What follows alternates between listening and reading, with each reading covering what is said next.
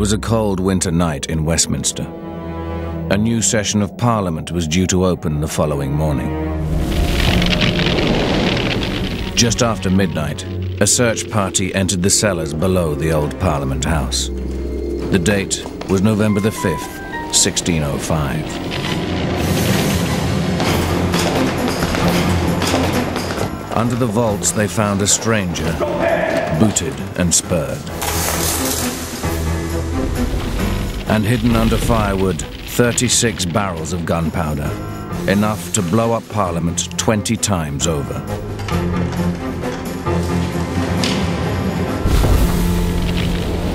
The man they arrested was a Catholic soldier called Guy Fawkes.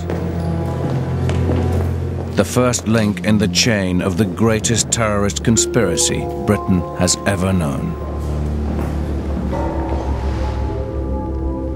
If they had succeeded in doing what they wanted to do, it would have been the bloodiest and most appalling plot in English history. It was the first attempt to blow up the entire British establishment.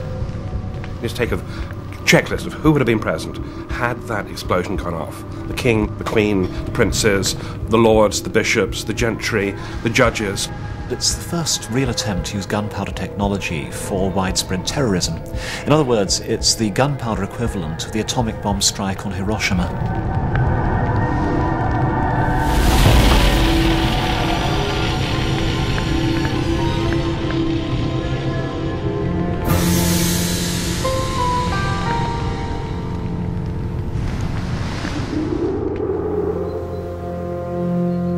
On Sunday the 20th of May, 1604, in the Duck and Drake Inn just off the Strand in London, 5 men met in an upper room.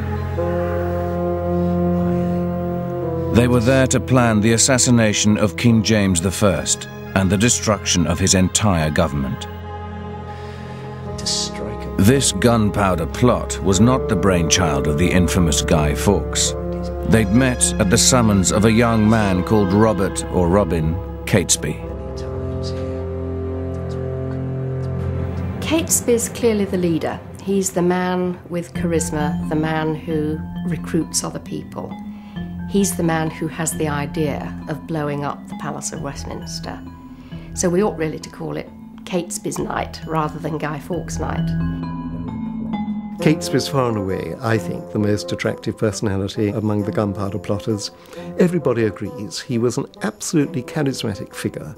He was the sort of person who, if you met, whatever resistance you'd initially planned to his ideas, they crumbled. What had led Robert Catesby to such a drastic plan of action? On the surface, he seemed hardly the type. In 1602, in Queen Elizabeth's England, he appeared to have everything going for him. Catesby was a young nobleman with a dashing reputation as a swordsman and man of action. He had land, he had connections. But in a country as aggressively Protestant as Queen Elizabeth's, one thing counted against Robert Catesby. He was Catholic and proud of it. He's not, as it were, a crypto-Catholic. He's an out-and-out Catholic with a very strong view of the burdens that Catholics bear, and that Catholics should not be passive, but should seize an opportunity to better their condition. In the 70 years since the English Reformation, most Catholics had learned to keep their heads down and their faith to themselves. Most even attended church with their Protestant neighbors. But not Catesby. He was part of a network of wealthy Catholic families who refused to conform, who chose instead to suffer crippling fines for non-attendance. The government called them recusants. A recusant is somebody, comes from the Latin word recusare, to refuse. And a recusant is somebody who refuses to give outward conformity. Somebody who will not say, well, I'm Catholic inside, but I'm not a Catholic outside. Very much like the people in Eastern Europe who refuse to conform, what we call the refuseniks. You nearly always get in any society, particularly societies that are under pressure, some people who will not agree to go along with the mass. And the recusants are those sorts of people. In her Warwickshire manor house, Catesby's cousin Anne Vaux lived in a private Catholic world. Priests were sheltered in secret, children sent to be educated in Catholic schools abroad. In their own eyes, the recusants were a beleaguered minority, struggling to keep the true faith alive. But to the authorities, people like Anne Vaux and her cousin Catesby seemed dangerous. England was at war with Catholic Spain. It made the recusants potential fifth columnists, an enemy within, a security risk to be watched at all costs. The most commonly used comparison of the life of Catholic in Elizabethan England in the modern day is that of being a communist in 1950s America. But to be a communist in 50s America was a holiday camp compared with being a Catholic recusant under Elizabeth. For a start, you were always in danger of having your property searched, usually at night and always without warning. You were always politically suspect. You were regarded as being the agent of a foreign power, subverting everything for which the realm stood. Above all, if you actually do what a Catholic's supposed to do, which is hear the word of God according to your church, you need a priest. If you harbour a priest, you're in serious trouble. At Baddesley Clinton in the summer of 1602, Anne Vaux was secretly harbouring the leading Jesuit priest in England, Father Henry Garnet. You have to remember that from 1585 to 1604, England is at war, and that therefore things like sheltering priests who come from Spain or from the Spanish Netherlands is a quite different thing from a purely religious gesture. It's a potentially very hostile and very threatening gesture to the English war effort and to the English government. Mea culpa, mea maxima culpa. Garnet lived a covert existence, moving from house to house, celebrating the Mass in secret. As a Jesuit, he was part of a new order of priests sent to England to stir up Catholic revival, to undermine Elizabeth's authority as head of the English Church. The government feared Jesuit priests because in 1570 the Pope published a bull excommunicating Elizabeth I. That bull released all their subjects from their allegiance to her and encouraged them to depose her. Indulgentium, absolutionem. Such fighting talk inspired Catesby and his cousin. The hope of a Catholic revival was what gave them the strength to live as recusants. They knew that to harbour a man as dangerous to the Protestant state as Henry Garnet risked imprisonment, even death. But that was the price of their faith. Ecce agnus Dei, ecce tollis peccata mundi. But the question was, when would the Catholic revival begin? Despite the best efforts of the Jesuits, most English Catholics were drifting into conformity. The Protestant Church had never seemed more secure. For Catesby to turn round Catholic fortunes, it was clear some radical change was needed. Dominus vobiscum. Et cum spiritu tuo. Ite misa est. Deo gratias. In the autumn of 1602, a friend of Catesby's called Thomas Percy rode north to Edinburgh to meet James VI of Scotland on a mission on behalf of English Catholics. What they hoped was that Catholicism would be tolerated. And, of course, there was no chance of that while Elizabeth was alive. But although she'd had a long and glorious reign, even Elizabeth was subject to mortality, and it was clear she was going to die. And it was clear that the next occupant of the throne would almost certainly be James of Scotland. And James himself had allowed it to be known that when he came to the throne, Catholics would be allowed to live a free life. James was a Protestant, but appeared tolerant of Catholics. He was the son of the Catholic martyr Mary Queen of Scots, and his own wife had converted to the old faith. As the future king, he seemed an answer to recusant prayers.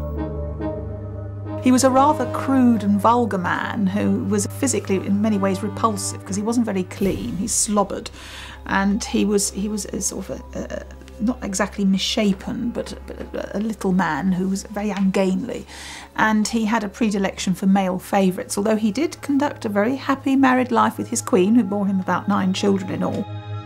James is really a very intelligent man with a bad PR kind of image. He's Donish. He'd been a really good professor of theology or law at Edinburgh University the present day. He's really bright. He writes well. He speaks well. He's got a good brain. James is uncomfortably aware that in a Europe divided between Protestant and Catholic, if he pleases both, he's safe. He wins both sides. And so what he does is, he gives the Protestant English every possible public reassurance. At the same time, he's tipping the wink privately to English Catholics. Thomas Percy was a poor relation of the powerful Earl of Northumberland. As a convert, he was a zealous champion of the Catholic cause.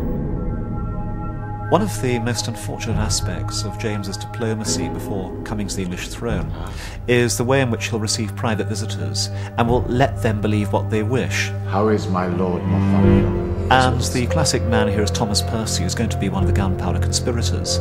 He's connected to the Earl of Northumberland, one of the great magnates of the English realm. And he trots up to Scotland to check out James and try and get a solid promise from him to give toleration to English Catholics. And the general mood in London? James doesn't give any solemn promises at all. What he seems to do is encourage Percy to believe what Percy wishes to believe. I find the English a factious people, Mr. Percy. Sir, if I may, we are merely seeking concord. Oh, I shall rule England as I rule Scotland, Mr. Percy, with nothing but concord in mind. What to James was a political ploy seems to have been taken by Percy as a genuine statement of belief and also a genuine commitment to do something. And it's fairly clear that James never intended it to be any such thing. Send my greetings to Lord Northumberland. Your Majesty. And so Percy returned to England, carrying the dangerous idea that James had promised toleration for English recusants. English Catholics, when they heard about this, assumed that it was virtually all over, rather like people in occupied Europe felt in 1944. Liberation had come, the dictators had gone, you could throw your hats in the air and live a perfectly normal life. 6 months later, on March the 24th, 1603, Queen Elizabeth died. And James VI of Scotland became James I of England. When James comes down from Scotland, it's the classic honeymoon period. He's doing everything that a king initially should. He's hunting everything that runs and knighting everything that crawls.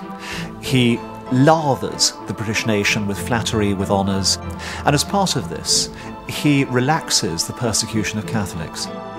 He remits the recusants he finds, that is to say, he instructs the collectors of recusants he finds simply not to collect them. So there is a period of easement for about a year. But by the summer of 1604, it's clear that nothing is going to happen by way of a formal toleration. The recusancy laws have not been repealed, nothing has been done to grant greater liberties to Catholics. Clearly James intended to do nothing for them. English Catholics felt betrayed, and none more so than Thomas Percy. As he saw it, James had proved weak, buckling under the weight of English Protestant opinion. By 1604, the honeymoon for English Catholics was over. Under pressure from Parliament, James reimposed the recusancy fines, and an edict was passed ordering all Catholic priests out of the country. Those that stayed risked being hunted down, as in the worst days of Elizabeth.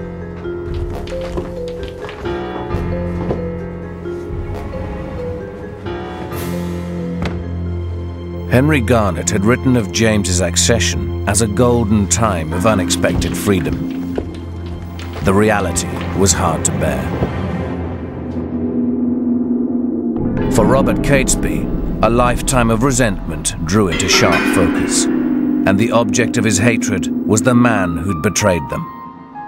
He's somebody who dared to promise them all that they rightfully deserve, who even may have held out a promise of someday coming back to the true religion himself. What happens? He tries this transparent trick of relaxing the fines just to see how the Protestants react, and as soon as a few of them start bleating, what does he do? He starts persecuting the Catholics all over again, bringing back the old terrible Elizabethan regime just to curry favour with a heretical church. So from that moment onwards, to a genuine Catholic extremist, James deserves to die. It's as simple as that. I think the really dangerous moment in any political situation is not when people have been so oppressed for so long that they've been ground into the earth. It's when their hopes have risen and suddenly you try and put the genie back in the bottle and you can't do it. It creates an explosive situation, and that's what happened in 1604.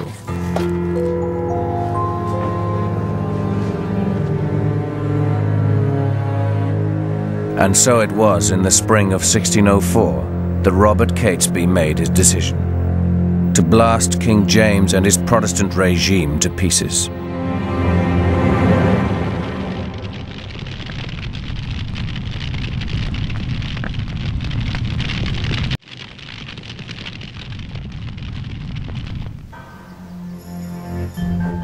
Sunday the 20th of May, 1604.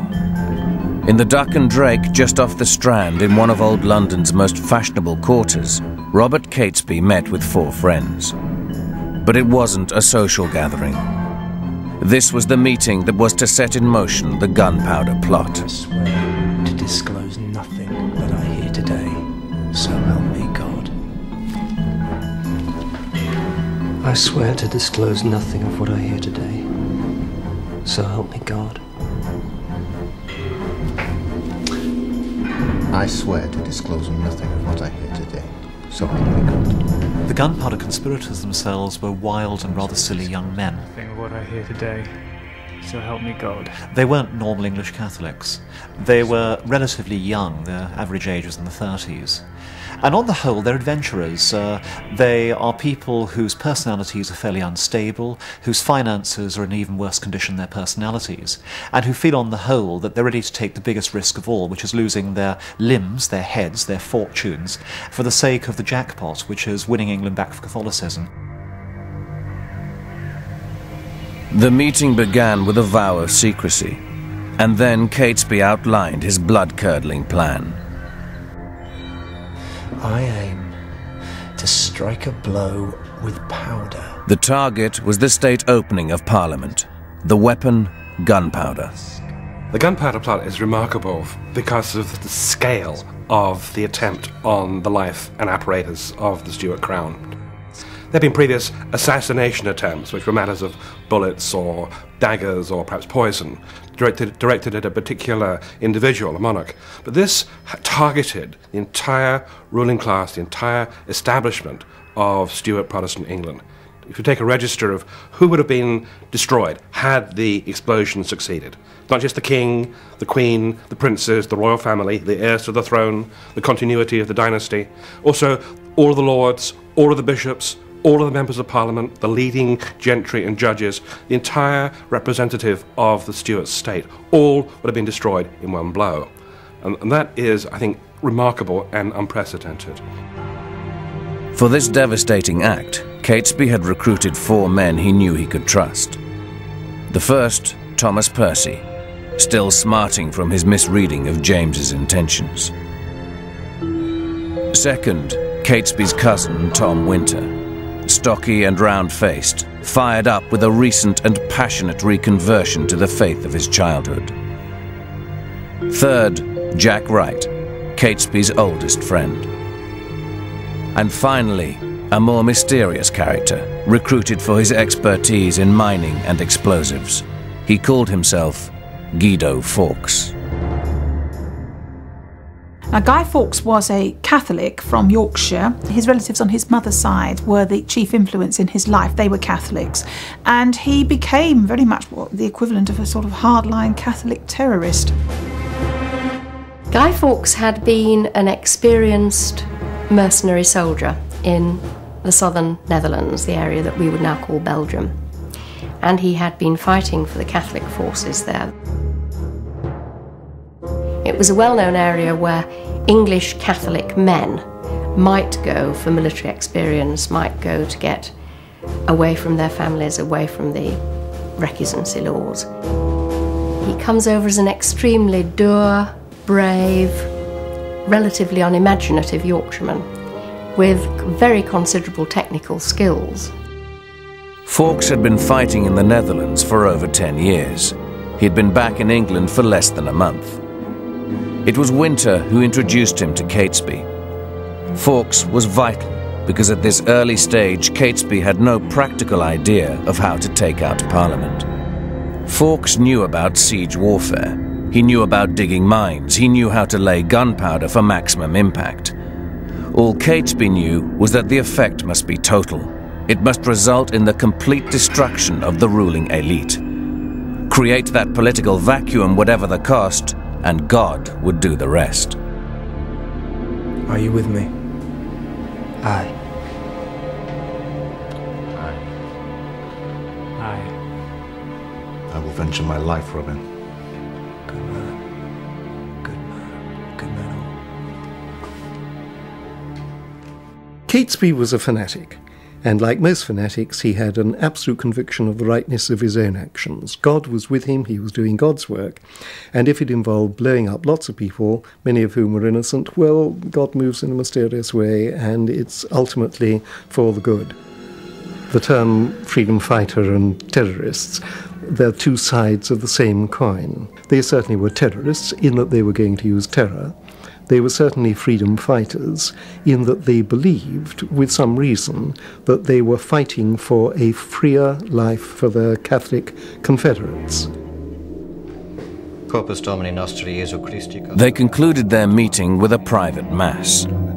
The priest apparently unaware of the plan he was blessing.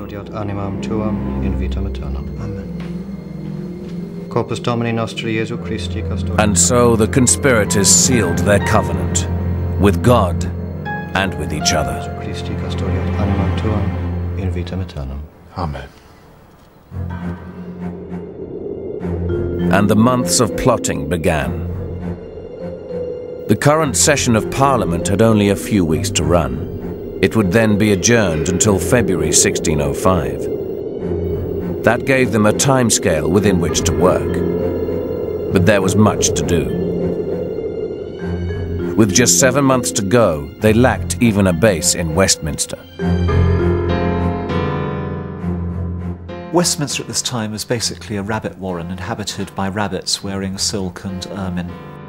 It is a boom suburb. It's growing very, very fast, and as the number of court officers expands tremendously under James and his desire to please everybody all the time, so the demand for lodgings increases.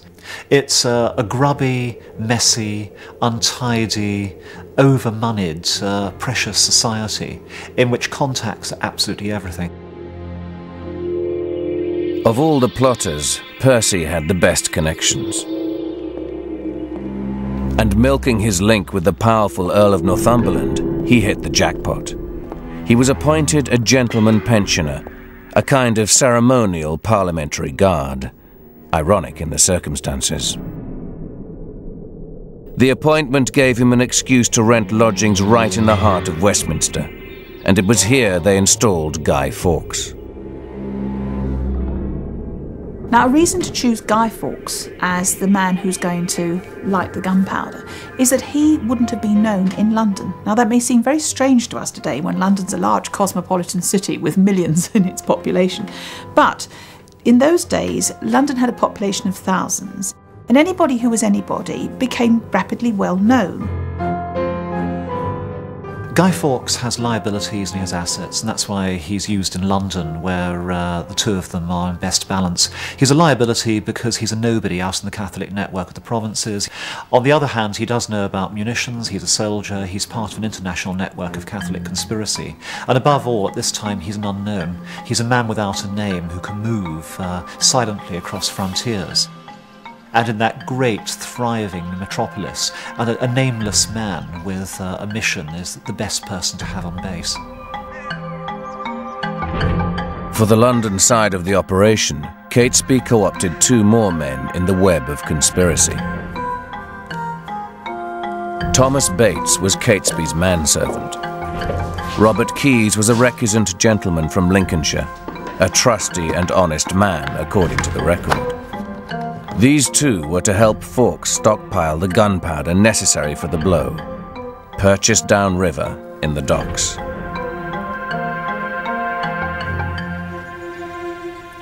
Gunpowder is quite widely manufactured in the southeast of England, and obviously during wartime there had been a considerable demand for gunpowder, not least from the ships of the Royal Navy, but also from English merchant shipping, because they very often carry cannon to defend themselves. Someone like Fawkes would know where to get gunpowder, having been in those circles as a military man. The nearest powder mill to London was in Rotherhithe. It operated under royal licence.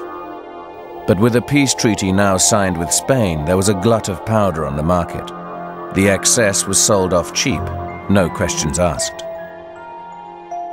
Fawkes stockpiled 36 barrels, taking his time to avoid suspicion, and he transported them back upriver to Percy's Westminster lodgings, up the Thames, that great artery of early modern London. 36 barrels was 10,000 pounds weight of powder. It would blow with the explosive charge of 250 cannon firing at once. But all that destructive energy was useless unless Fawkes could unleash it in exactly the right spot under the Parliament House. And that was the access they still lacked.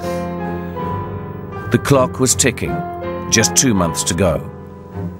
But then, in December 1604, the state opening was delayed once again, this time to the winter of 1605. One of the dodgiest things about blowing up a parliament is working out when the parliament's going to be there at all, because parliamentary sessions are delicate things. They impose an incredible strain on the people who are hauled in from the provinces to sit in the Commons or the Lords. London's notoriously unhealthy, so you can't keep people there for too long, and especially summer months are a dodgy thing because they're the best time for disease. So they put off the meeting until the winter months when, as we now know, the fleas are going to bed, and so plague dies down. For Catesby, the postponement of Parliament changed the scale of the plot. Up till now, he'd planned only the explosion. His grievance focused just on that one act of revenge. Now, with time on his hands, he returned to the Midlands, and he began to plan the plot's second stage, a full-blown Catholic uprising. For this, he needed the support of local recusants. So in March, he recruited John Grant of Northbrook House, and Jack Wright's brother Kit, and Robert Winter, Tom's brother, the wealthy master of Huntingdon Court. Until now, in a curious way, although it's lunatic, the plot is actually viable. It's the Big Bang theory of destruction, in which you take out your enemy and then work out what happens next. Whereas Catesby now goes on to phase 2, and in doing so, he actually makes the plot more likely to fail because more and more people know about it. It's like spinning a spider's web in which you're going to be catching potentially really quite dangerous animals as well as flies. What Catesby envisaged was a cavalry uprising centred on the Midlands. He whispered of the plot to rich noblemen like Ambrose Rookwood and Sir Everard Digby, men famed for their impressive stables. The idea was, in advance of the explosion, a hunting party would be raised. Once the king was dead, this hunting party would show its true colours. It would ride to Coventry and there kidnapped James's eldest daughter, the Princess Elizabeth.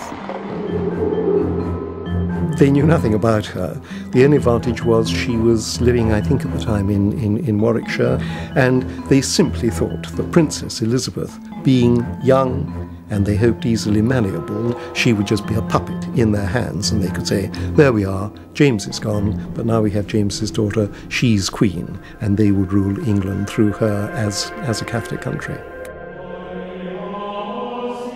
What Catesby was banking on was chaos. With the Protestant power structure destroyed, his cavalry would press its advantage, stirring the dormant Catholic population, provoking open civil war. It was a wildly ambitious plan. I think that the Gunpowder Plotters, Catesby in particular, they were very much isolated figures in the Catholic community. I don't think they'd have had anything like the impact within England that they seem to have assumed that they would have done. Most Catholics wanted to keep their heads down. There is about a 1% chance that Protestants would have been so dazed and demoralised that Catesby's lot could actually have seized Princess Elizabeth and made her their stooge. But I wouldn't put that as more than 1 in 100 chance.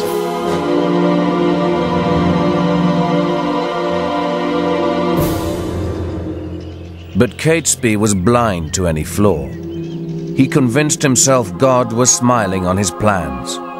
God had provided the gunpowder. God had secured Percy lodgings in Westminster. And if more proof were needed, news now came through from London, the best news of all. At a cost of an extra £4 paid to his Westminster landlord, Percy had secured a lease on a cellar. It used to be the old palace kitchens. Now it was empty and hired out for storage. And that cellar ran directly underneath the Parliament House. See the roof? You must think of the Palace of Westminster not as we see it today, because that's a 19th century building very largely, but as a great sprawl of late medieval buildings. Not that difficult, in fact, to get access to, because in Westminster Hall there were the Law Courts, King's Bench, Common Pleas, and that was an area where ordinary people came and went quite freely. And so, during the summer months of 1605, Guy Fawkes and his confederates smuggled the powder into the cellar, for all the world like servants storing provisions, all quite legal and innocent. Under the very noses of the Protestant state, this powder keg would sit until Parliament reconvened. The Gunpowder Plot was ready to blow.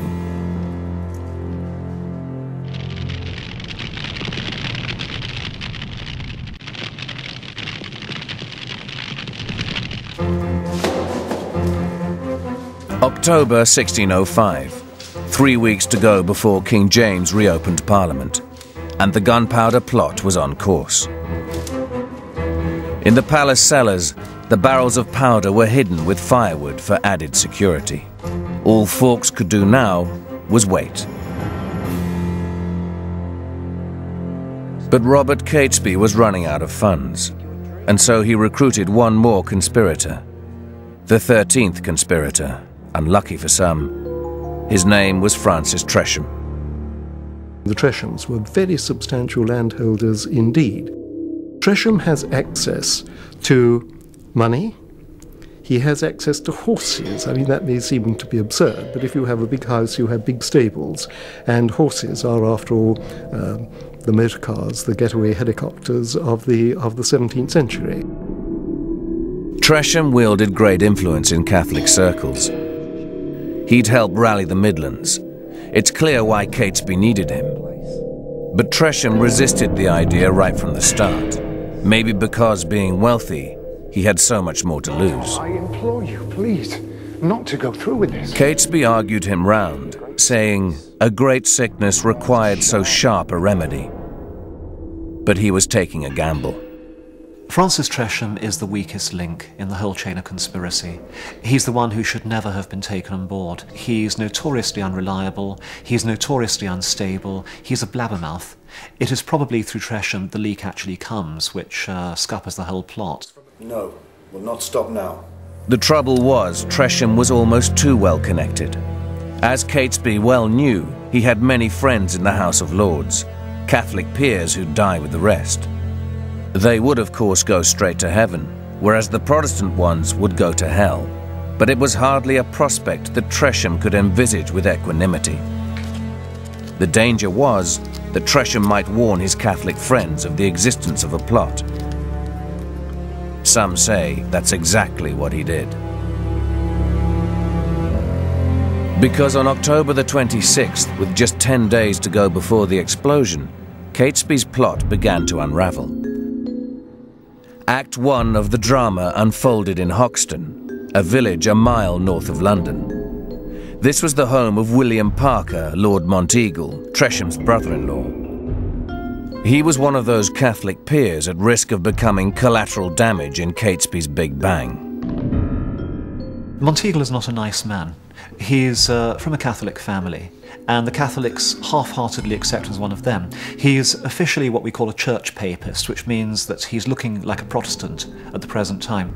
It seems fairly transparent that he is a selfish opportunist who is now playing the Protestant card in public in order to try and make himself a court career.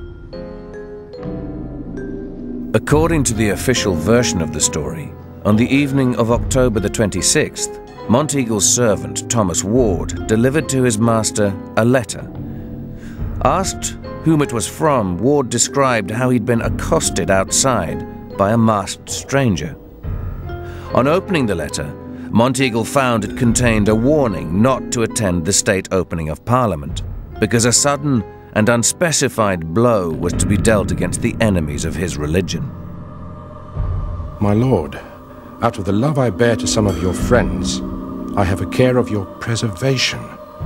Therefore I would advise you, as you tender your life, to devise some excuse to shift of your attendance at this Parliament. For though there be no appearance of any stir, yet I say they shall receive a terrible blow, this Parliament. Doing all right, sir? Fine. Apparently, Monteagle didn't fully grasp the meaning of this letter. But sensing foul deeds were afoot, he resolved, despite the lateness of the hour, to ride at once to Whitehall, to deliver this warning into the hands of the authorities. Or more specifically, into the hands of James's Secretary of State, the notoriously anti-Catholic Robert Cecil. He's the son of Elizabeth I's greatest minister, William Cecil Lord Burleigh. So he's a man born to power, born into an immensely wealthy and powerful family. Like Sir Francis Walsingham before him, who was Elizabeth's Secretary of State, one of his major functions was collating intelligence, and he inherited Walsingham's spy ring. Cecil is seen as the spy master, and that's an anachronistic term. The 16th and 17th century would have called it an intelligencer. It's Cecil's job to get as much intelligence, information as he can from Europe, and at the same time to keep an eye on potentially difficult groups in England, including, of course, Catholics. It is like running MI5 and MI6 together. Cecil, of course, knew Monteagle. They weren't close friends, they weren't much more than ready acquaintances, and there wouldn't be much of a bond between a Catholic peer and the leading Protestant in England. But nevertheless, they had a political contact. And Cecil almost certainly would not have trusted Monteagle, but at the same time he would have recognised that Monteagle, as a Catholic peer, would know a great deal more than Cecil would about what was going on in the Catholic community, particularly at its upper levels. And so Cecil invited in his surprise guest. Monteagle. And Monteagle braced himself to explain this nocturnal intrusion into the inner sanctum of the second most powerful man in the land. Monteagle was taking a risk. The letter linked him with Catholic extremists. But equally, through this act of loyalty, he had much to gain. This letter was delivered to my house this evening. The contents disturbed me so that I thought to bring it to your attention as soon as possible. And so the letter was handed over. And apparently Cecil too found the letter obscure, just as Monteagle had done. And the two men sat into the night discussing the dark and doubtful document, puzzling over its authorship. How came you by this? It was delivered to my house. But meanwhile, events were taking on a momentum of their own. In Hoxton, Monteagle's servant, Thomas Ward, was himself a Catholic on the recusant grapevine. He told the conspirators of the letter. Determined to identify the leak, Catesby and Winter turned at once on the natural suspect, the blabbermouth, Francis Tresham. What do you know of this? What? Tell me you're not a man who would betray us. It took some smooth talking and an oath on the Bible to persuade them he was innocent. Tell me about the letter. And it seems they believed him. I know nothing about any letter! It was widely assumed at the time, in the aftermath of the plot, that it was Tresham who was responsible for the letter. The more one looks at it, the more unlikely that seems, because why should Tresham have either written or caused to be written this very obscure letter as a way of warning Monteagle, when all he needed to do was to go to Monteagle, whom he knew perfectly well, and said, by the way, if you're thinking of going to Parliament, it's not a frightfully good idea, why don't you come hunting, or something like that. Historians, dramatists and pulp novelists just love the Monteagle letter because it will forever leave us with a puzzle. We'll never ever be able to say with any certainty who produced it, and therefore what the historian's mind naturally does is run wild upon alternative possibilities. One theory is it was written by one of the conspirators' wives, not to warn Monteagle, rather to spike the plot, this gamble that put recusant estates and dynasties at risk. Or maybe there was no mysterious messenger in Hoxton that night. Maybe Monteagle wrote the letter himself. Maybe he'd heard of the plot on the recusant grapevine and had seen an opportunity to curry favor with the regime. If so, it worked. He ended up fated as the hero of the hour with a pension of £500 a year for life. You've done yourself great service delivering this to us. I am a loyal subject of the king, my lord. But there's another theory casting doubt on the whole official version of that October night. A conspiracy theory which began to circulate within weeks of Fawkes's arrest. It focuses on the shadowy figure of Robert Cecil himself. The reason why conspiracy theories surround this conspiracy is that the government minister who claims to have discovered the plot is himself an arch-conspirator. He is a spy master. He is a manipulator. He's used to orchestrating and rigging assemblies, monarchs and hirelings alike. He comes from a family which itself has a history of rigging plots. Mary Queen of Scots was framed by a combination of politicians, including Cecil's own father. And so with this family background, it is natural for people to suspect that to some extent Cecil rigged the gunpowder conspiracy himself. The supposition is that Cecil knew of the plot long before October. That Cecil's network of spies had fed him information of a stir in Catholic circles. The only question is, how extensive was that information?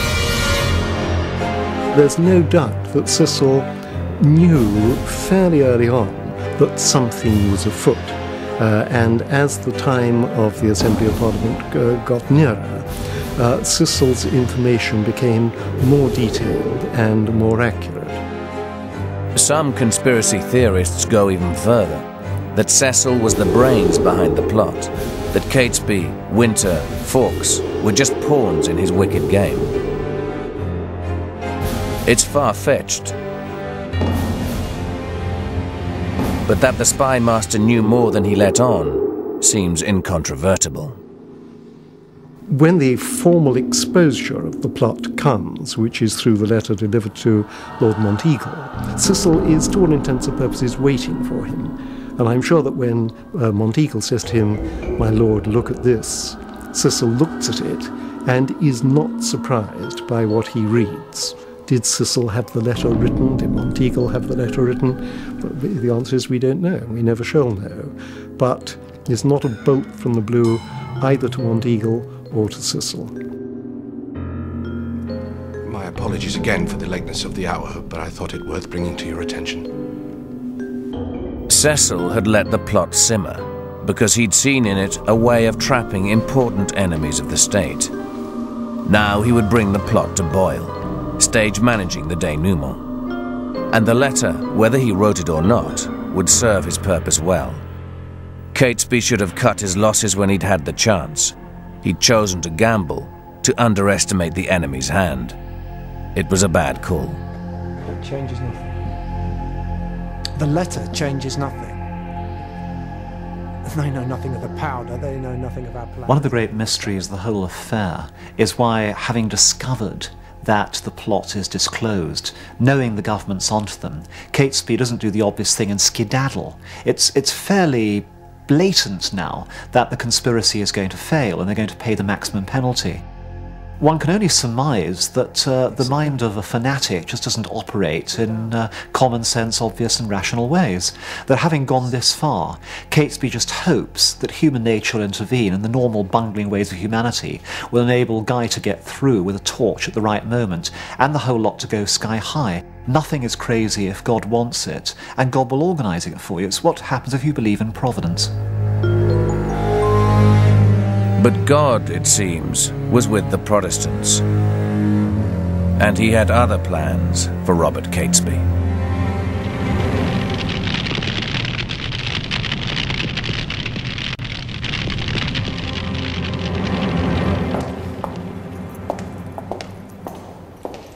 On the 1st of November 1605, 4 days before the state opening of Parliament, King James I returned to London from a hunting trip. His chief minister, Robert Cecil, handed him the Monteagle letter, the letter revealing the threat to Parliament. Cecil played the innocent. He pretended he was baffled, allowing the king to shine. Where does this come from? We know not, Your Majesty. It was delivered to... And of course James, the wisest fool in Christendom, took the bait. This letter intimates great violence. Always paranoid, obsessed with his own safety, he leapt on the word blow. A blow. He berated Cecil for failing to grasp the blindingly obvious. A great blow. That suggests to me powder. Powder. In the official version, the king is the first person immediately, brilliantly, spontaneously to perceive the truth of the matter and suggest it might be a good idea if people started searching the cellars beneath the Houses of Parliament and the vicinity of the Palace of Westminster. And in this way the conspiracy is revealed by the only person equipped by God to do so, which is the brainy monarch himself. Now, this is wildly implausible given quite how sharp Cecil himself is. But in favour of James having some role in it, you have to say that he's a clever man. He is perceptive, quick-witted, and also a very good survivor. Of the 6 rulers of Scotland before James, only one has not died violently, and he died of nervous exhaustion. James's mother had a head hacked off in an English jail. His father was strangled after an attempt to blow him up. And James himself has survived 2 attempts upon his life, one allegedly by trapping the assassin's head under his arm and screaming for help for all he was worth. He is used to the idea of attempts on royal lives. He's ready for this one.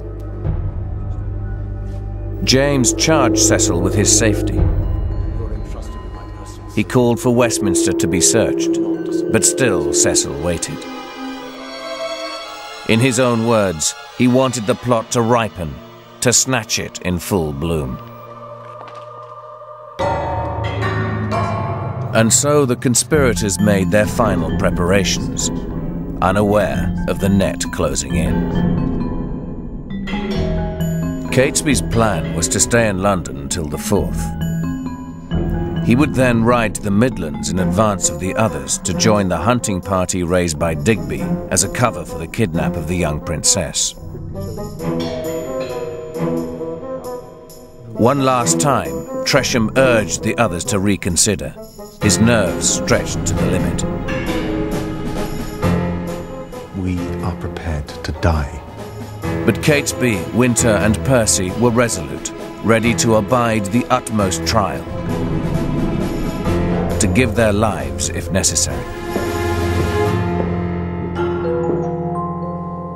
In the cellar, Guy Fawkes prepared a fuse, enough apparently to smoulder for 8 hours before the gunpowder blew.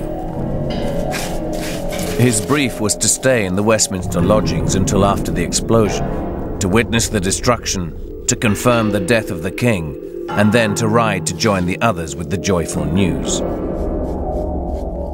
At some point on the 4th, it's known he visited Keys in Lambeth to collect a timepiece with which to gauge the vital moment.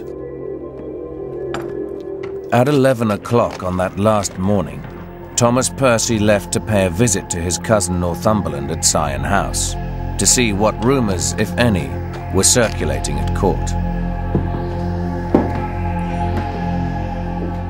Later that evening, he rendezvoused with Catesby at the Duck and Drake. He told him all was well. There was no talk of the Monteagle letter. Then I go. Catesby left for the Midlands. But Percy was quite wrong. All was not well. Because now, at the 11th hour, Cecil was ready to make his move. His plan was that the king should take all the credit. His denouement would be orchestrated to that effect. The official version has the Lords Suffolk and Monteagle searching Parliament in the early evening and spotting a bearded man, most likely a servant.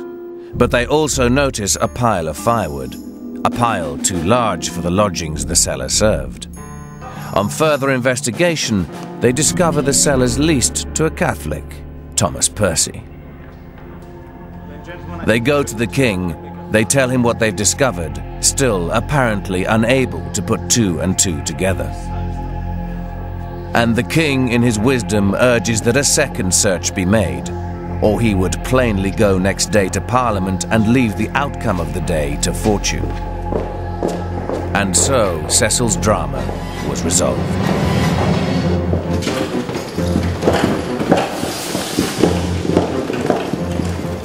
Just after midnight, the second search party entered the Westminster cellar. And there they arrested the mysterious stranger, booted and spurred as if for flight. What's your name? John Johnson. He gave a false name. He said he was a servant. My lord! But under the firewood, the barrels revealed the terrible truth. Find him! And Guido Fawkes' place in the history books was secure. The beauty of the official version is that it conjures up such a wonderfully theatrical image. I mean, no wonder we still have it riveted in our minds. Guy with his beard, his hat, his cloak, his dark lantern. It's just so beautifully vivid. It's how, of course, he was actually caught, but the belief we have to go through in order to reach the point at which we imagine that none of this was stage managed at all requires an act of faith considerably greater than that believing in the Holy Apostolic Church or any other.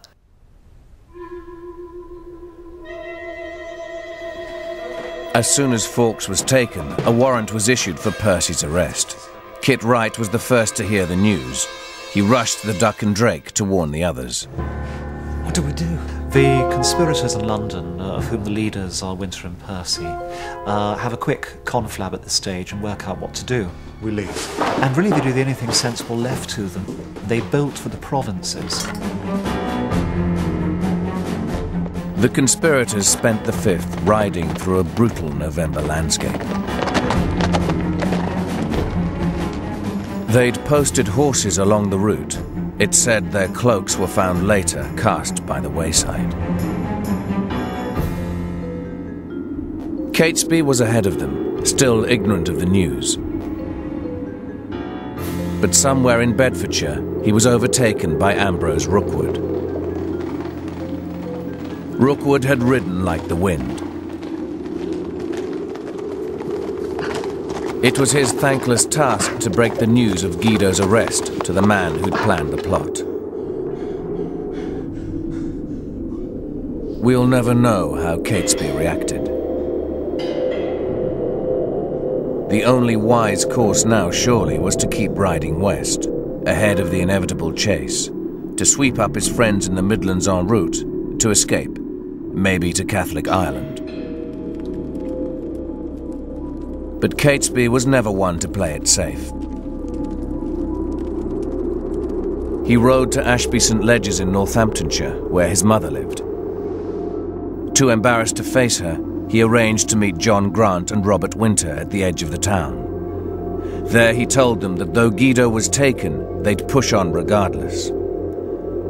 They'd join the hunting party. They'd spread the rumour the king was dead. They'd stir the dormant Catholic community into open rebellion.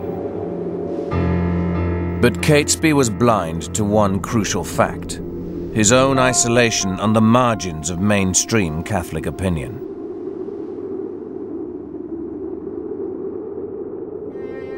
As soon as the news arrives of a Catholic plot, it's quite clear that support for Catesby simply fades away, and no one comes to join the plotters. There is no mass rising of Catholics at all. Catesby had at his disposal a ragtag cavalry of no more than 40, maybe less, a rump of recusants. They rode from estate to estate, preaching rebellion. But the Catholic majority treated them like lepers. They closed their doors. When Catesby arrives and tells them that the king is dead, I feel sure their immediate reaction must have been one of horror, because they were loyal subjects. You don't want the king to be dead even if he's a king of a different religion. He was their king. Secondly, if the king is dead, what sort of horrors does that open up? Who's going to take over? They've suffered so far, but my God, the suffering that's to follow under Robert Cecil or committed Protestants or whoever would be a great deal worse. They saw at once that this could only make their circumstances more difficult. Not better, but considerably more difficult. And they must have feared absolutely the worst: draconian recusancy laws, mass imprisonments, executions, whatever. So I think there would have been virtually no support whatever for this hot-headed, relatively unknown, fanatical, mid-30-year-old saying, "This is it, boys, the time has come, rise up, now or never." And they think, well, in that case, never. Let's get home and lay quietly and see what happens. And so, on the evening of the 7th of November, the remaining plotters reached their last safe house, Holbeach, on the Shropshire border. Tired, demoralised, hunted, the Gunpowder plotters prepared for their final stand.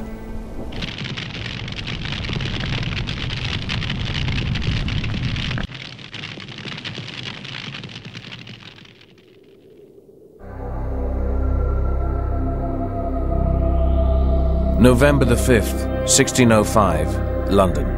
And throughout the day, news of Fawkes's arrest had spread through Westminster. That evening, the first bonfires were lit in the streets to celebrate the deliverance of King James and his son, Prince Henry.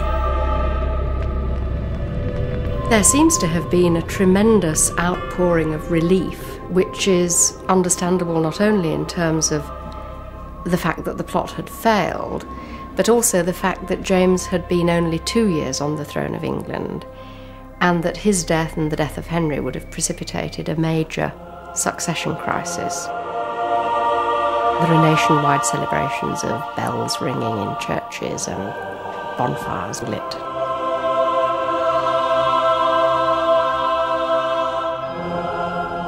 Bonfires are lit as fires of joy. Bonfires are lit to celebrate good news.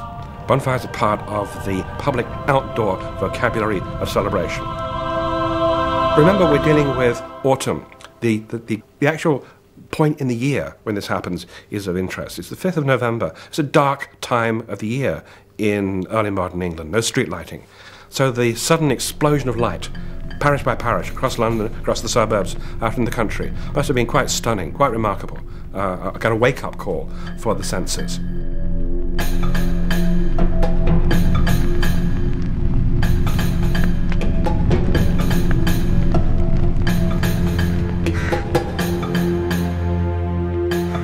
So far in the Tower of London, Guy Fawkes had held his tongue, sticking to his alias of John Johnson, refusing to name his accomplices.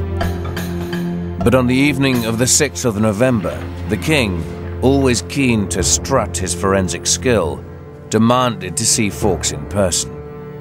And so the assassin and his target came face to face. Your name is John Johnson. And you would have killed me, and my lords, and my parliament. Well, the fact that there was a meeting at all is remarkable because it was virtually unheard of for a monarch to interview anyone suspected of treason. The first thing monarchs did was distance themselves completely. But no, here's James, and he is wanting to interview Guy Fawkes himself. You have no regrets? Only that I did not succeed. This is totally in character for James. Whenever a really hot political prisoner comes up, James likes satisfying his own intellectual curiosity and also upping the drama of the moment by interrogating in person. It shows him to be at the cutting edge of government activity. And what of the royal children? Merely innocents. The king showed off his debating skills, but Fawkes showed him nothing but contempt. I thought to blow you all back to Scotland. That's what I thought. How could you conspire so hideous a treason? Asked his motives, he echoed Catesby's words to Tresham. A dangerous disease requires a desperate remedy. It's not known how his composure affected the king. But what is recorded is what James did next.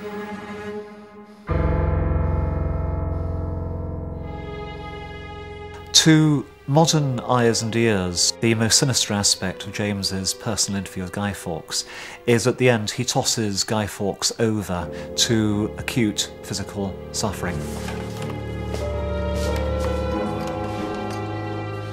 Now, English law here is actually more humane than most European law, because officially you cannot be tortured in order to produce a confession.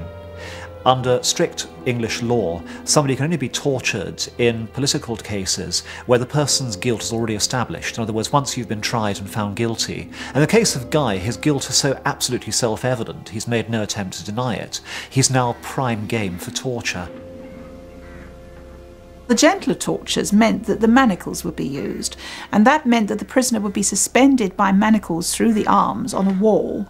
Now, this could be excruciatingly painful, and there are instances of prisoners whose hands were permanently maimed as a result. Now, that's the gentler tortures. People didn't always crumble immediately under these. But when it came to the rack, which was the more forceful torture, there were few prisoners who had the courage to even go on the rack. The mere sight of it was enough to make them confess or make something up, which some of them certainly did. The rack itself dislocated limbs and caused permanent disability. There are only one or two instances of people who actually held out against being racked, and Guy Fawkes was not one of them. He talked, he crumbled.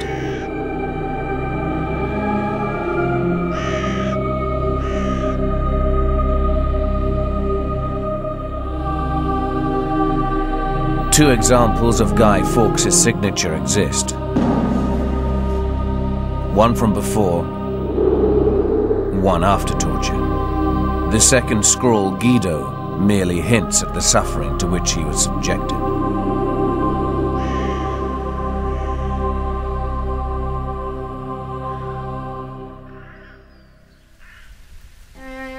All eyes now were on the Midlands. Fawkes' confession had filled in whatever gaps had existed in Cecil's knowledge. It incriminated the Wrights, it incriminated the Winters, and so the endgame began. By the time that the conspirators reach what's going to be the last stand, which is Holbeach House, Staffordshire, everything's gone wrong. They're abandoned by their co-religionists. Even the weather's rotten. They've been soaked through on their ride. They're on the verge of despair. They're on the verge of catching colds. About the only thing remaining for them now is to make an epic last stand and find martyrdom. And after all, if you are a religious fanatic, then to be a religious martyr is a form of victory, and Holbeach is going to be on the surface the rather unlikely setting for one of the great acts of Catholic martyrdom in British history. Holbeach was the property of Stephen Littleton, one of the few recusants in the hunting party who'd not deserted them. They had with them a cache of powder meant for the cavalry uprising. All they'd need now was a small amount for their muskets to defend Holbeach from attack. But when they checked the powder, they found it was damp from the downpour. Maybe it's just proof of how weary they were, how muddled, how desperate, and how amateurish in Fawkes's absence. But what happened next was foolish to the point of farce. They tried to dry out the gunpowder in front of an open fire.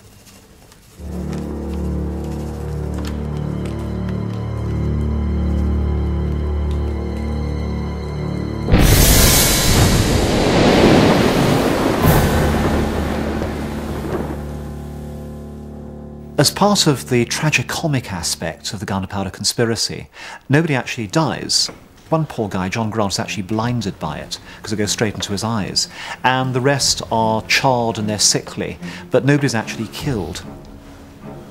The fact that a conspiracy which sets out to blow up the political nation almost ends up by blowing itself up indicates quite this mixture of sheer madness and bungling with genuine heroism in the makeup of the gunpowder conspirators. With the 17th century mentality being so extremely providentialist, they saw this as a clear divine message that God had not been on their side in the powder plot, that indeed God now through powder was rebuking them. So all sense of that spiritual elation must have gone at that point. What do we do? And it was that evening that Tom Winter said to Catesby, "What do we do next?" And Catesby made the famous remark, "We mean here to die." Catesby clearly having come to the end of the road and seeing the plot had failed completely, and maybe realising that all along it had been an appalling mistake. By the following morning, November the 8th, the Sheriff of Worcester had the house surrounded with a posse of 200 men. I'm always impressed by the speed, the rapidity with which the news gets to Warwickshire. The sheriff has his men in arms almost before the conspirators arrive. The speed of the authorities' reaction could imply that they are ready. The final shootout is as epic as any Western. It is Young Guns all over again. It is Butch Cassidy and the Sundance Kid. As the posse, literally, aim their guns from the courtyard, Winter gets a broken arm from a musket ball and reels back inside. The Wright brothers are shot down mortally wounded. Catesby and Percy set up a sort of joint defence. There's only a handful of plotters in the house, and they've got the sheriff and his merry men outside hammering on the doors. And the men, of course, are armed with muskets, whereas the gunpowder plotters have, on the whole, just swords. And it's just a question of time before they're overwhelmed. Catesby realises this is it, and he turns round, writing his own epic, to Percy and says, "Right, that's it, lad, let's go out together." And out they came. And in an uncommonly good piece of shooting for the time, muskets being so inaccurate, this was clearly an accident, the same musket ball actually takes them both out. Percy's killed, I think, instantaneously. Catesby, not quite instantaneously, has time to crawl away into a sort of chapel where there's a picture of the Virgin, which he clutches to himself, and so dies clutching the picture of the Virgin, which is very appropriate for a man who, whatever else you may think of him, died for his faith.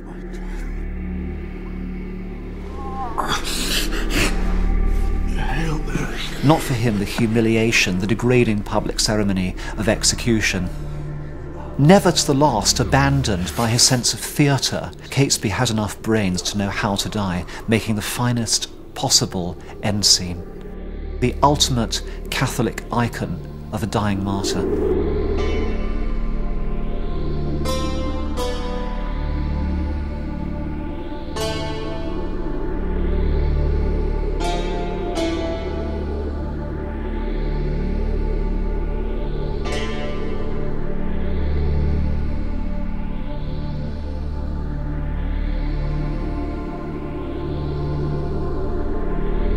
From Holbeach, John Grant and Tom Winter were taken to the Tower. Tom, despairing at having outlived his hero Catesby, was placed in the next-door cell to Fawkes, and Cecil had a jailer eavesdrop on their conversations.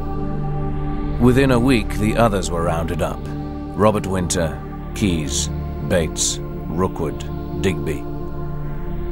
Francis Tresham didn't last long. He developed an inflammation of the urinary tract.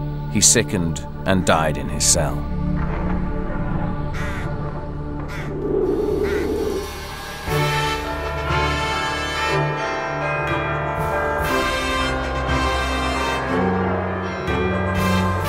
Meanwhile, news of the plot had spread to every parish in England.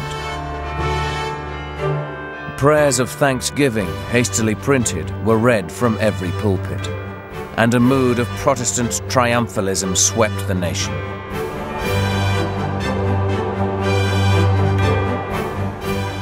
If the plotters had hoped to relieve the conditions of Catholics in England, it's entirely counterproductive. One of the consequences of the plot is to produce widespread suspicion of Catholics. All Catholics are tarred with the brush of terrorism. Catholics are regarded as being agents of Antichrist, agents of the devil. All sorts of demonical language is used to describe them. And poor English Catholics who are simply trying to maintain their faith in private, bring up their children in what they regard as the true religion, find themselves penalized, restricted, harassed in all sorts of ways, and demonized by their neighbors. For the government, the immediate need was to round up the dark forces behind the plot. And for Cecil, that meant the Jesuits. Catesby's confessor, Henry Garnet, hid in a priest hole for 8 days before they found him. He'd opposed the plot, but they took him to the Tower to join the others.